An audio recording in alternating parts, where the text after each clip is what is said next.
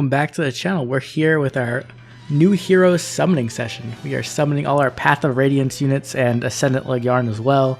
Our goal is very simple. We want one Volk, one Ascendant Laegjarn. So whichever one I don't summon, I will spark for. Hopefully I can get one before the spark. If not, I'm going to keep going because I need one copy of each at least. For Astrid and Marcia, I'm not too big on them. Like, I like the characters, but not so much that I need them. And Marcia is going to be demoted, so I'm not too worried about picking her up. So let's go ahead and jump in and we can start talking about the units afterwards. Oh my gosh. Are you serious, game? I guess we go green. It hurt me and it was like, nah, you get no red or colorless. Like immediately. Oh my gosh. It's so ridiculous. Okay, we're near the Shirshi. Okay, let's back out and go back in. Luckily we get some tickets, so it makes it a little less painful. Okay, so this banner pretty much proves that the leaks are correct, so I'm not going to leak or spoil anything, but the mythic banner does look pretty stacked. So if you are saving orbs, I would definitely save for that banner, especially if you're free to play, because there's a lot of good stuff on there. There's like Sigurd, Plumeria, Dagger, Dimitri, a whole bunch of stuff, so it's definitely worth saving for if you are limited on resources. But if you're like me and you love Tellius games, then it's kind of hard to pass up on this banner. So let's go ahead and start talking about Volk. So I'm very, very relieved that Volk did not get screwed over. I was very afraid he was going to end up like as a 4-star with no PRF or anything. And just seeing that he got done so well. He has not only a PRF, but he gets to introduce lethality to the game. Feels amazing. And his PRF is actually really solid. Essentially, it gives like a special acceleration, so like Heavy Blade or Flashing Blade, but it also has the special protection, so it can't be denied. And then he gets +5 on all stats. So what this does is pretty much makes him a very good user of his special lethality, because the thing about lethality is that it's a 4-charge special, which is kind of rough to be honest. But for someone like him who has special acceleration built into his weapon, as well as Times Pulse, he's going to be able to hit and then hit on the second hit and get lethality no matter what, which is very nice. It's going to allow him to essentially like nuke people pretty hard. Do we just get Henry again? What the heck? So he's overall looking pretty good. He has a really solid stat line as well, which is nice. Yeah, we get... Nope. That's... Okay, I think we'll throw the 3 orbs here, just because it's only 3 orbs. But anyway, so Volk's stat line is pretty solid. He has 41 attack, 43 speed, and he has super wounds in both. So he's extremely fast, extremely deadly, and with that lethality, he's going to be able to like destroy a lot of things, which is nice. He is red instead of colorless, which makes it, it's a bit worse, but thematically, it's really nice, right? Because it lets him kill like Brave Ike or Grail technically if he had the Irvin. It's like he's like a hard counter for that, which is so cool thematically if you understand like the Tellius lore and like the contract he has with Ike. Grail originally. So it's overall I'm very, very happy with Volk. I think he's just gonna be a great unit. He's gonna be a lot of fun. I'm just backing out of this one. I'm excited to get a chance to use him. I don't know if I'd put fodder him for lethality. This is a great circle. There are definitely units who can use it, but the thing is with it being 4-charge instead of 3-charge like Deadeye, it's definitely more difficult, because with Deadeye essentially what you can do is like just have one form of special accelerator or special reduction, like Brave Claude or Legendary Claude. You can like have Deadeye and then like hit, and then maybe you get hit back and then you Deadeye them, right? Or you like have like a little more special acceleration, you can do it. But with 4, you really need to have multiple special acceleration. Like you need to have either special cooldown reduction in your weapon and then Times Pulse like Volk does, or you like need to run like a Flashing Blade or something, right? So it's a bit more difficult to pull off, so it's definitely going to be a little bit annoying, and I think that not everyone's going to be able to use it very well. Like I don't think Ninja Lyn uses it very well, so I don't plan on putting it on her. I think she's always going to be better off with like the Moonbow, because you can essentially get double Moonbow if you quad with her, which is nice.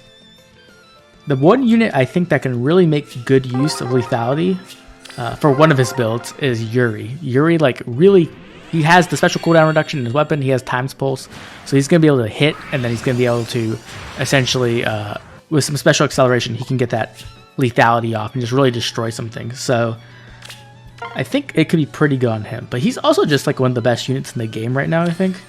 Like, he can run pretty much everything. He can run a hit or run build, he can run AoE build, so this is just like another tool in this kit, which is very nice, to be honest. Okay, next let's move on to Astrid. Astrid's interesting. I'm kind of sad that she is a blue or a green bow, like all the other green bow calves we have. It's kind of annoying, to be honest. Like, I don't know why they don't do anything different, like a red bow or even a blue bow on horseback. It would have been nice.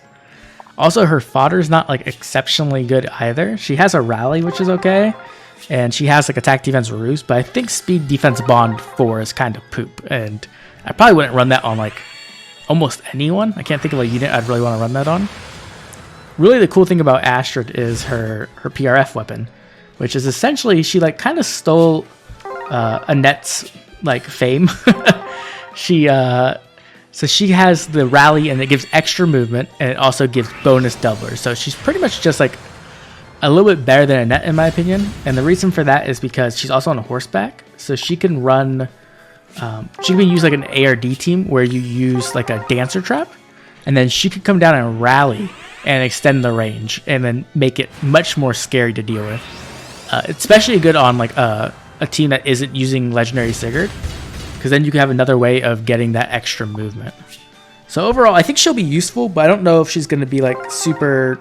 Like, I don't expect her to make any kind of impact on the meta or anything. I don't really expect to see her past her bonus weeks, if I'm being completely honest. And then we have... her stat line is good, though. Her stat line's pretty solid. Her stat line is 39 attack, 41 speed, with super boons in both, so it's definitely a solid stat line. So you can definitely make use of her. If you're like a giant Astrid fan, she definitely didn't get dirty by any means. Oh man, this is going kind of rough. We haven't gotten anything yet. Okay, then we have Marcia.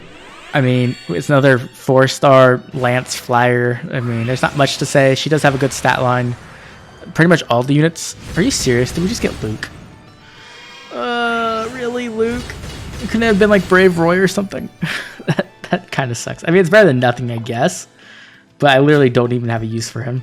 Back to Marcia. She does have the Flowing Lance, which is nice to have in the main pool now. It's definitely nice.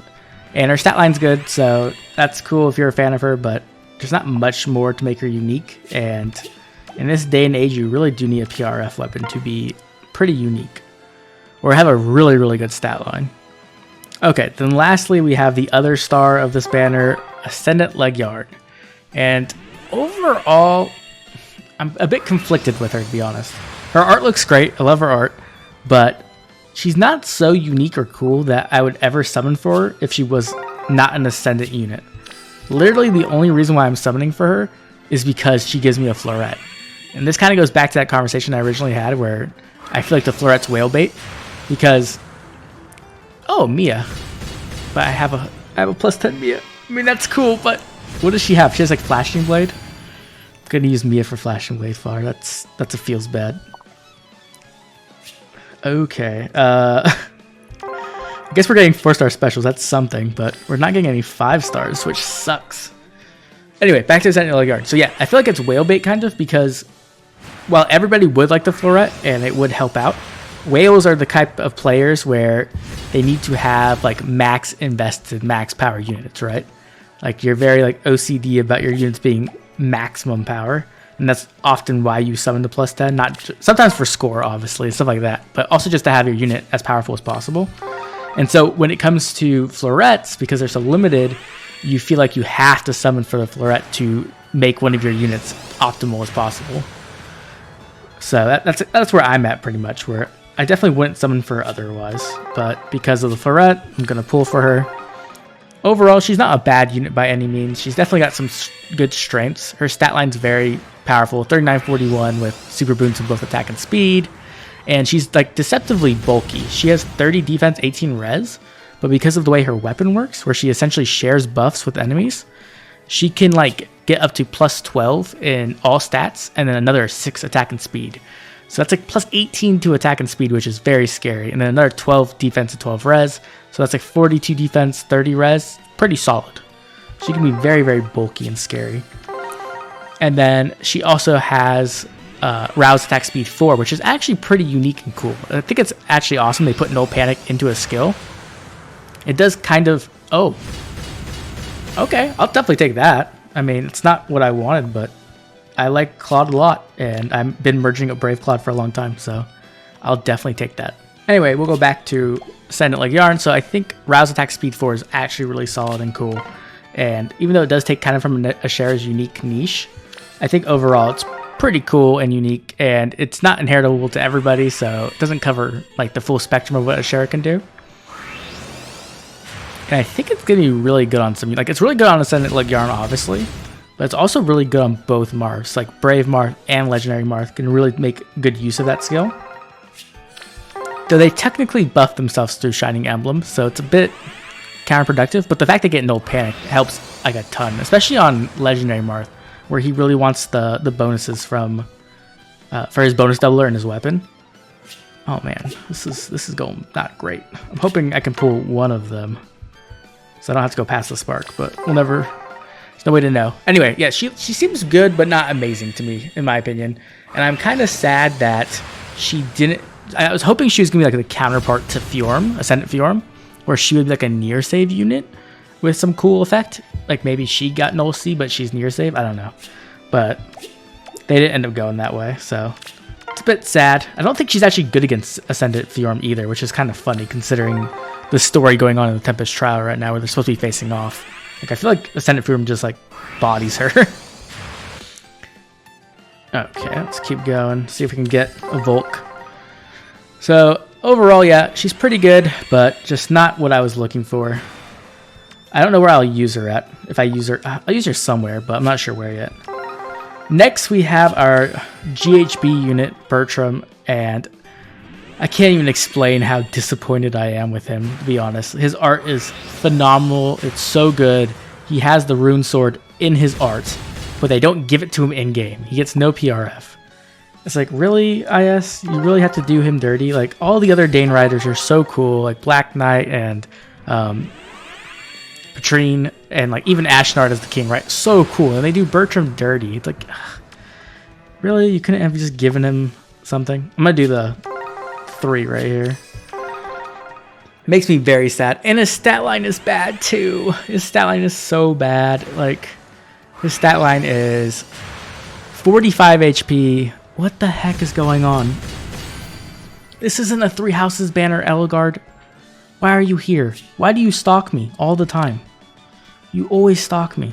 Like, I've never summoned for Brave Edelgard, and I think I have her at like +6 or something, just from pity breaks, which I'm sure a lot of people will be very happy about, but for me personally, it's just like, ugh, it's not the unit I want. Anyway, back to Bertram. So Bertram has 45 HP, 37 attack, which is solid and good. Speed is 27, like, oh my gosh, so bad. 38 defense, 26 resistance. Like, couldn't they have like taken some of the HP off and like a bit of the defense and give him an actual speed stat and then give him Rune Sword? That could have been so cool. Instead, they like just do him completely dirty, and his art's so phenomenal. I'm still gonna like 5-star him and like merge him up a bit, but I probably won't +10 him just because I don't really have a use for him, to be honest. If he was cool, I'd probably just have like forced myself to find one for him, but he's not, so it's so unfortunate.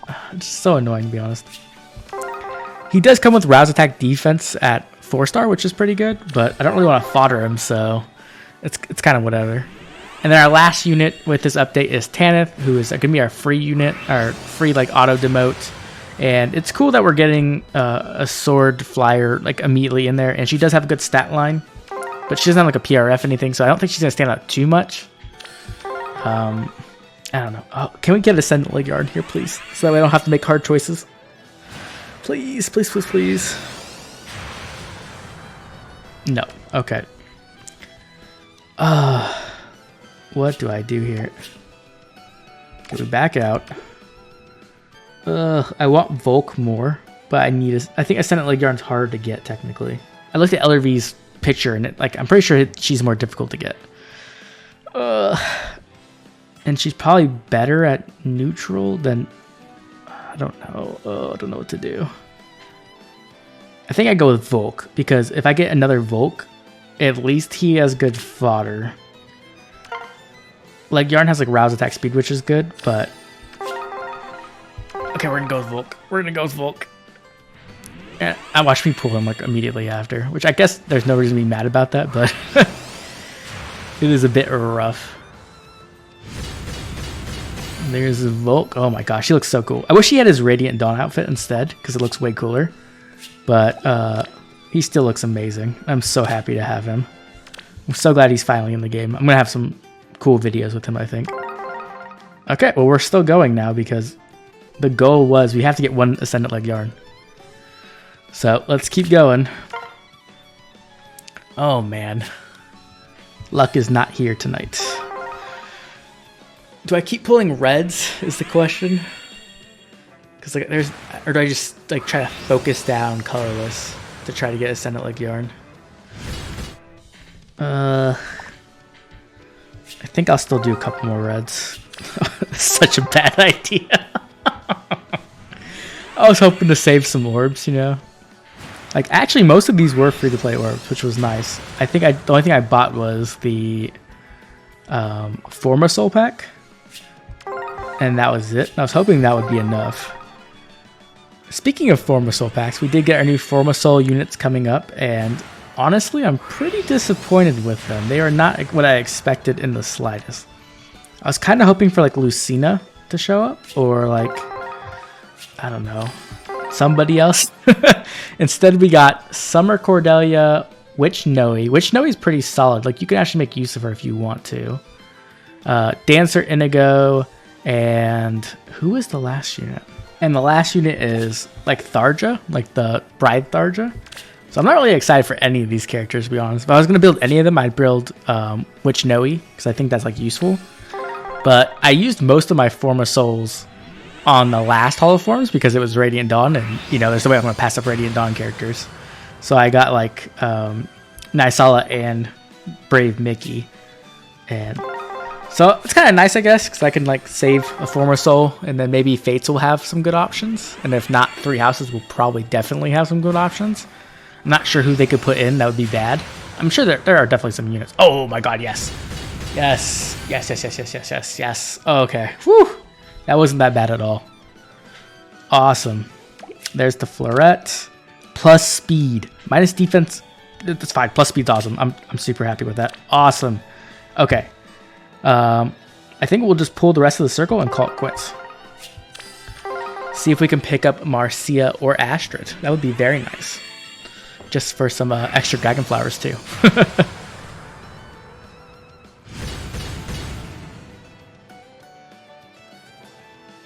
I find it funny, like Laegjarn's ears look so cute. It looks like she has like little like cat ears on her head or something. Can we get a Marcia? That would be great. Also, I started reading some of the Fortune Bonds, and there is some talk of Makalov, which I'm not very happy about because he is literally the worst character in Fire Emblem ever. Like, if they ever put Makalov in this game, he needs to get the Merlinus treatment. He needs to have like 20 attack, like 20 speed, and like, I don't know what else. Like, just like for some reason he should just have negative BST. Like his BST should just be like 100 or something terrible. Ugh, I hate Makalov so much. Either way, hopefully he doesn't get in anytime soon, because we still haven't gotten Boyd, and we still haven't gotten some of the normal versions of like Sephiroth, Dagnysia. So there's so many more characters that need to come in before something bad like Makalov. Oh, Stefan. We haven't got Stefan yet. I keep thinking of things before I want to end the video. This is a Path of Radiance banner, and this was something I was talking about during the leak video, is that because of Bertram's existence here, it kind of confirmed this was going to be Path of Radiance, which means we still haven't gotten a Radiant Dawn banner in over 2 years. I think it was like April 2019. So we're definitely due for another Tellius banner that is Radiant Dawn, and I'm hoping Boyd shows up there. If Boyd doesn't show up on the next Tellius banner, I'm going to freak out. Like, ugh, they've done him so dirty so far. Okay, now that I've gotten everything out, I've taken a deep breath. Oh. Okay, so this summoning session went actually pretty well. We went a little bit over the spark, but that's not too bad. I don't mind. And we got what we needed. We got Volk, we got Ascendant Laegjarn. I'm definitely going to try them both out. I plan on doing a showcase video for Volk. I don't know about Ascendant Laegjarn quite yet, but I definitely want to show off the power of lethality in Volk's hands. If you enjoyed the video, please drop a like and subscribe. But more importantly, drop a comment telling me if you are summoning on this banner, and if you did, how it went. Also, who you're aiming for, because there are some definitely cool units on this banner. I know there's a massive Astrid fan base out there that have been waiting for her to show up. And for those people, I hope that you can get her and that you can make good use of her. I'll catch everyone tomorrow with more Fire Emblem Heroes. See you then.